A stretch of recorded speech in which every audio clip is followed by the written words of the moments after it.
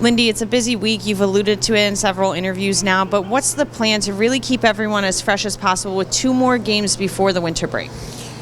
Well, rest him today, and knowing that we got 2 and 3, and it's all part of 5 and 8. Plan today would be ready to have a game day skate tomorrow. Probably a short practice on Friday, and then play that last game. So. You try to skate, maybe 5 days and then make sure you have a break. So rest is important when you're playing the number of games that we're playing. When you look at another area that's been so successful for the Devils, it continues to be face-offs, and we've talked about Michael McLeod leading the charge with that, but just overall with this group, they've been able to be a top team at that category the entire year. What goes into that? Well, there's a lot of preparation. We go through face-offs every night with the opponent we're playing. A big part of face-offs is, those 50-50 pucks that are there.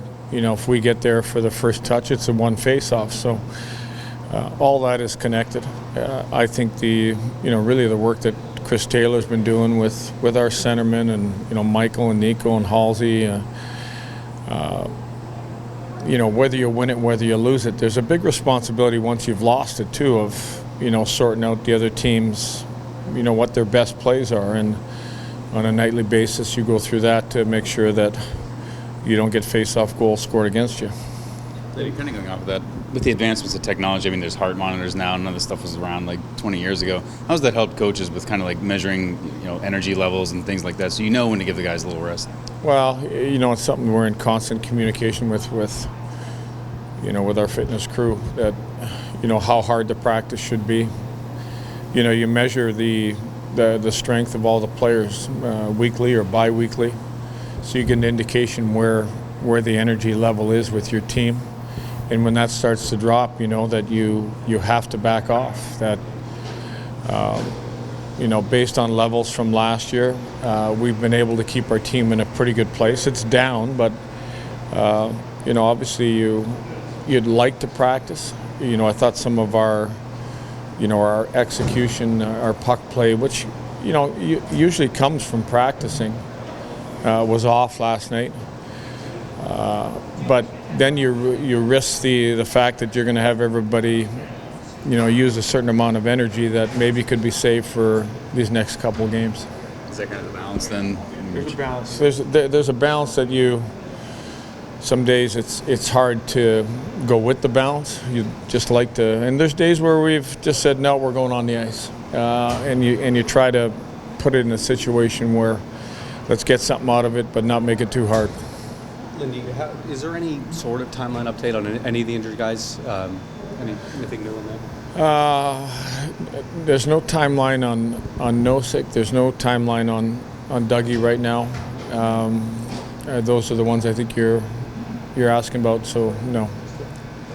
And then tomorrow being Pride Night, with this team, with this organization, just how important is it to, have a welcoming environment, throughout the organization? Yeah, I think it's something that as an organization we do welcome, and it's a big part of what this team does. We support everybody.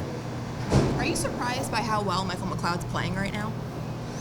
I'm not surprised. I think if you look at where he finished off last year, what he did in the playoffs, the energy that he's playing with, the chemistry really that fourth line has. I'm not. He is one guy that every night the effort that he puts in is hard to exceed from anybody else on the team. He's won 28 of his last 30 faceoffs, which is kind of unheard of. Are you half tempted to throw him out there every faceoff, even if it just pulls him around the ice? We, in every possible situation, almost you see him out there, like the overtime, the right hand draws in the D zone. Even sometimes we'll put him on his offhand side, but he's a guy that whether it's that initial drop on the penalty killing to a center ice face-off, he's one guy that does not take any time off on face-offs. I think there's for centermen around the league that the neutral zone face-offs don't mean a lot to him. Every one means something to Michael, and it's a great quality. We saw Timo out there 3-3 overtime. Is that sort of just inching closer and closer to that? Yeah, I thought better again. Again, he's been dealing with something that's been tough to deal with, and just got to keep working with it. Is there any thought there, if things do get a little slow in the recovery process, to sit him, give him a little more rest, or? That would only be if medically, or if it looks physically that it's really, really hampering his game. But I think that part of the process with some players coming back